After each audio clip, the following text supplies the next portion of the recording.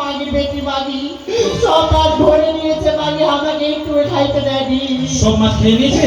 সকাল থেকে আমি এক গ্লাস জল খাইনি, এক থেকে দানা খাটিনি সকাল থেকে। একটাও দানা কাটুনি?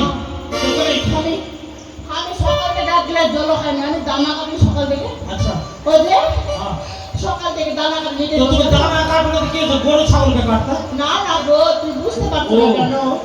ও যে কি তোমার দুপুর বেলা তোমার জন্য 5 কিলো চালের ভাত করেছিলাম। 5 কিলো? হ্যাঁ, আর ব্যাঙের ছানা করেছিলাম। হ্যাঁ। তুমি তো দুপুর বেলা আসলে ভাত খাইতে নষ্ট হবে গো। হ্যাঁ। আমি একটু খেয়েছি, আর কিছু খাইনি সকাল থেকে। আমি এক গ্লাস জল খাইনি গো, সত্যি এক গ্লাস জল খাইনি। আর শোনো, বলো বলো। বলছি কি না, কি? ওই যে 3 দিনের পান্তা ভাতগুলো ছিল না, হ্যাঁ, হ্যাঁ। পান্তা ভাতগুলো ছিল 3 দিনে। হ্যাঁ, ভোর ভাতকে দিয়েছিলাম একটু করে, হ্যাঁ।